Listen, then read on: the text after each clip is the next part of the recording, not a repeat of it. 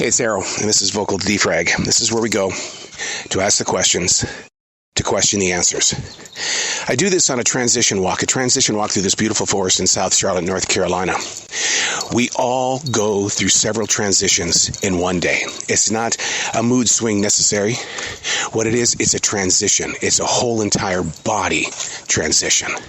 Be it from job to job or task to task, you're going through a transition. And sometimes we get caught up in ourselves.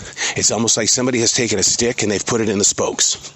And it's like, what just hit me? Oh, I'm in a grumpy mood now. Leave me alone. I can't handle it. It's a transition.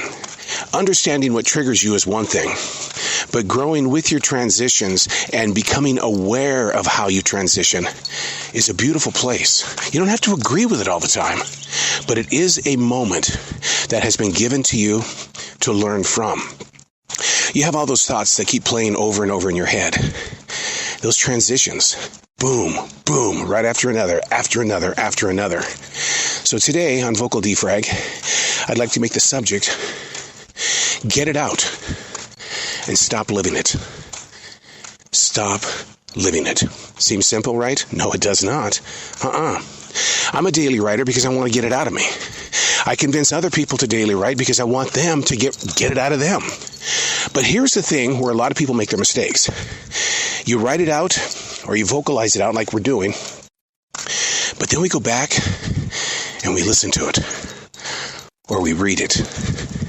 You can't do that. That's no different than those bad thoughts in your head and heart. You keep reliving it. Get it out. Don't relive it. It's a tough thing to do because we all think that we're designed to be brilliant with our memories, when in fact the memory is what's getting in the way of so many things that you need to be doing in your everyday world. We are to be mindful of our present and grow with our moment of right now. But if we're thinking about it and then we're going back to relive it, we're not going anywhere. We're just standing here spinning or chasing our tail like a dog. Get it out. Don't relive it. It's a journey, and it's one that really does require self-discipline, not in an angry way, but in more of a caring way, but not in a parenting way or a caretaker way, a caring way in the way of saying, I'm going to ask some questions, and then I'm going to question your answers. By questioning the answers, that means we're moving in forward motion. Get it out. Don't relive it. A good example of that is with my daily writing. I have 29 years of journals, several different journals, all properly taken care of. They're in weatherproof, airtight containers that when you do go back and you open it up, they stink like hell. And I think that's just what happens with writing, the smell of ink and everything else in the everyday life. Maybe the life stunk like hell and it's trying to get out and become a part of this life.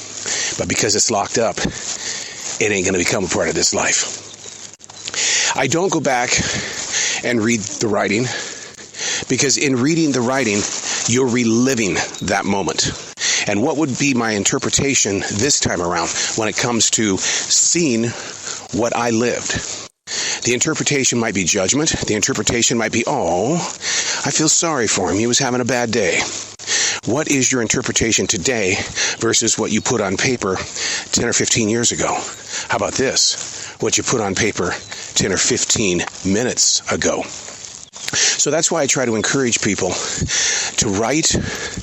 Just don't go back and reread it. Don't do it.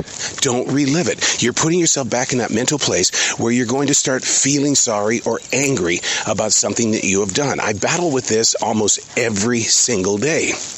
And that's the reason why I take a transition walk. Because when I do get into those moments where I'm doing this comparison living, I can't shake it. It's very difficult. So therefore, I use my defrag journals to wake up the system of choice. The inner core is always going to question.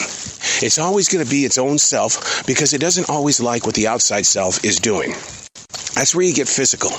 The difference between your physical being and your inner being, there's got to be a communication level that has equal ground to be heard. You've got to be able to have that conversation, and in doing so by way of defragging, be it in a journal or be it on your smartphone, get it out, but don't relive it. Let it flow freely from you. You know, they always say that an artist, it really doesn't belong to them. It belongs to the world. What about your thoughts? What about those things that keep taking you down, those worries, those things that bring on so much anxiety that it trips you up because it keeps playing over and over in your head? And if you took the time to defrag, to keep a little journal, to bitch, to moan, to celebrate, to dream, it's amazing the feeling when you have that sense of freedom inside your soul. I'm not preaching like a preacher. I'm not talking like a teacher. I'm just an everyday person who has spent the past 29 years of his life trying to understand the reasons why we should all put pen to paper and learn how to write. But don't go back to relive it.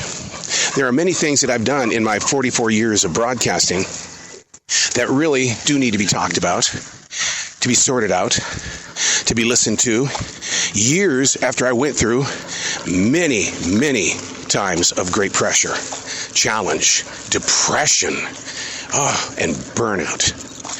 I would love to go back there and see how that kid survived, because there might be some things I need today, but I play by that rule. I don't go back to the writing to relive it. Whatever I need in my moment of now is awareness.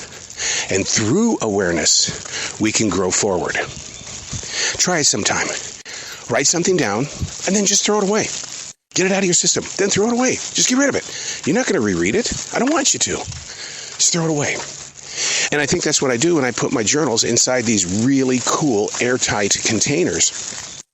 Because it's my way of just saying, go away. Thank you. We had a great time together, but we're not going to have another day together. So getting it out, but not reliving it. It's a running theme, and if I say it enough, maybe it'll finally sink in, and you'll go, you know what? I coulda, shoulda, been a better something.